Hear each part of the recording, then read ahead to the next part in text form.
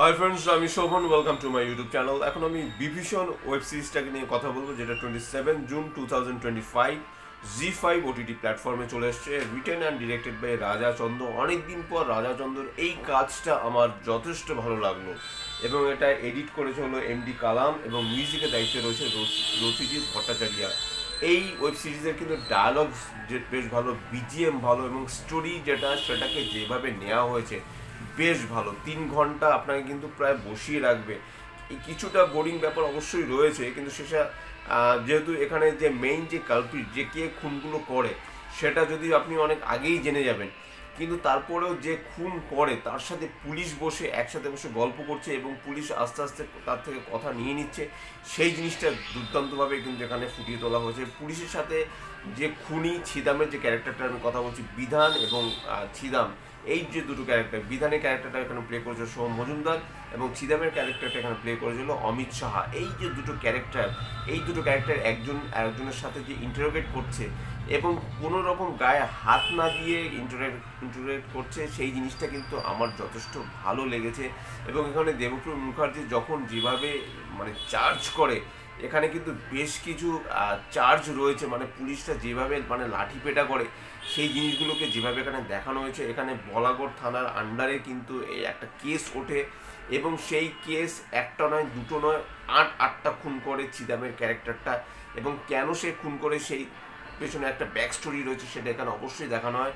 সেটা একদম শেষে টার্ন অ্যান্ড টুইস্ট অবশ্যই রয়েছে, সেটা একদম শেষে গিয়ে রিভিল করা হয়। কিন্তু এই যে বলাগড় থানার আন্ডারে মানে বীরভূমে যে কেন খুন হয়, এবং একদম ফার্স্ট যেই দৃশ্যটা দেখানো হচ্ছে, যে একটা পুলিশ ইন্সপেক্টর চলে আসছে এবং একটা লাশকে কেউ টেনে নিয়ে যাচ্ছে, সেখান থেকে যেভাবে স্টোরিটা আস্তে আস্তে বিল্ড আপ নিতে স্টার্ট করে, সেটা কিন্তু আমার বেশ ভালো লেগেছে। এবং বিভীষণ কিন্তু সত্যি ভীষণ ভালো।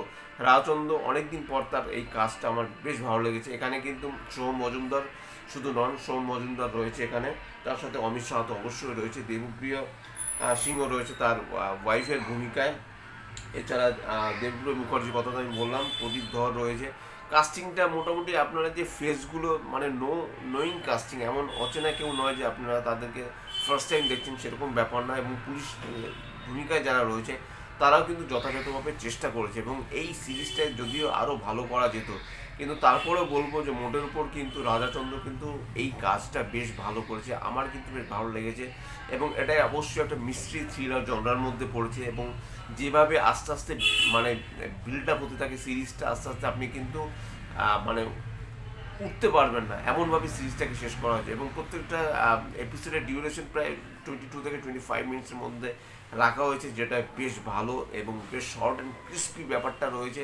যদি 3 ঘন্টা টাইম একটা জায়গায় গিয়ে আপনাকে একটু লেন্দি মনে হবে, যে এই যে যে খুন করেছে তার সাথে যে এতটা ইন্টারোগেট হচ্ছে, এবং বিভীষণ কথাটার মানে আপনারা খুব ভালো মতোই জানেন, যে বিভীষণ, আমরা অনেক অনুষ্ঠান বলে থাকি যে ঘর শত্রু বিভীষণ, মানে ঘরের মধ্যেই তোমার শত্রু লুকিয়ে রয়েছে। এখানে কিন্তু ছিদামের ক্যারেক্টারটাই তাই। সেই ক্যারেক্টারটা কিন্তু যে পুলিশ, যে বলাগড় যে থানা, সেই থানার আশেপাশেই কিন্তু ঘুরে বেরিয়েছে, এবং বেশ নোয়িং ছিদামের ফেসটা, নোয়িং ফেস, পুলিশটা তাকে খুব ভালো মতো চেনে।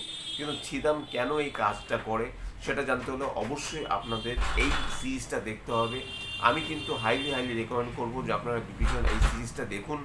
আশা করি আপনাদের কিন্তু বেশ বেশ ভালো লাগবে এই সিরিজটা। এবং এই সিরিজটার মধ্যে এমন বেশ কিছু টার্ন অ্যান্ড টুইস্ট লুকিয়ে রয়েছে, যেটা কিন্তু আমি বলতে বাধ্য হচ্ছি যে এটা কিন্তু আমি বলবো রাজাচন্দ্রের বেশ কয়েক বছর ধরে তিনি যা কাজ করে এসছেন, তার মধ্যে এটা বেশ বেশ ভালো কাজ। কারণ তার কয়েক বছর ধরে কিন্তু তার যে কাজ একদমই পাতে দেওয়ার মতো ছিল না, রীতিমতো তিনি ট্রোলড হয়েছেন, এবং তার কাজকে কিন্তু অনেকেই কিন্তু খারাপ বলেছে। কিন্তু না, এই কাজটার মধ্যে তিনি কিন্তু আবার ফিরে এসছেন, তার কাজ যে একদম হারিয়ে যায়নি, সেটা কিন্তু তিনি বিভীষণের মধ্যে ফুটিয়ে তোলার চেষ্টা করেছেন। এবং সোহম মজুমদার, তার অ্যাক্টিং আমার কখনোই খুব একটা ভালো লাগে না, মোটামুটি লাগে। এবং তার অ্যাক্টিং ক্যাপাবিলিটি নিঃসন্দেহে ভালো হতে পারে, কিন্তু তার যে বলার যে টোনটা, সেটা আমার হয়তো পার্সোনালি ভালো লাগে না। কিন্তু এছাড়া অন্যান্য ভূমিকায় যারা রয়েছে, দেবপ্রিয় মুখার্জি অ্যাংরি মানে ভাবে তার অ্যাক্টিং করেছে, এবার প্রদীপ ধরও যথাযথভাবে ভালো অভিনয় করেছে। কিন্তু এখানে যার কথা না বললেই নয়, যে চিদামের ক্যারেক্টারটা মানে অমিত সাহা, তার অ্যাক্টিং এখানে মাইন্ড ব্লোয়িং, মার্ভেলাস তার পারফরমেন্স। সে যেভাবে ভেঙে পড়ে, কান্নায় যেভাবে ভেঙে পড়ে, তার যেভাবে অভিব্যক্তি, তার যে একটা তার যে একটা দৈন্য দশা, এবং তার যে অনেক কিছু চাই, তার যে চাহিদা, সে যে গরিব ঘরে বিলং করে, সে তার মেয়ের জন্য কতদূর যেতে পারে, তার ওয়াইফ রয়েছে, তার ওয়াইফের সাথেও একটা এখানে স্টোরি এখানে একটা রয়েছে যে কেন সে একটা ট্র্যাপ তৈরি করে সবসময় বিভিন্ন লোকের জন্য, বিভিন্ন ক্যারেক্টারের জন্য। সেই জিনিসগুলোকে না খুব সুন্দর ওয়েতে কিন্তু দেখানো হয়েছে, যেটা কিন্তু আমার এখানে বেশ ভালো লেগেছে। তা আমার হাইলি আমি রেকমেন্ড করবো আপনার বিভীষণ সিরিজটা দেখুন, আশা করি আপনাদের ভালো লাগবে। এটাই ছিল আমার বিভীষণ ওয়েব সিরিজের রিভিউ। যদি আমার চ্যানেলটা ভালো লাগে থাকে, লাইক, শেয়ার, কমেন্ট এবং সাবস্ক্রাইব করতে ভুলবেন না। আমার চ্যানেলকে ইনস্টাগ্রামের লিঙ্ক, ফেসবুকের লিঙ্ক এবং ইউটিউবের লিঙ্ক আমার ডিসক্রিপশন বক্সে দিয়ে দেওয়া রয়েছে, সেখান থেকে আপনারা আমাকে কানেক্ট করতে পারেন। Till stadium, tata.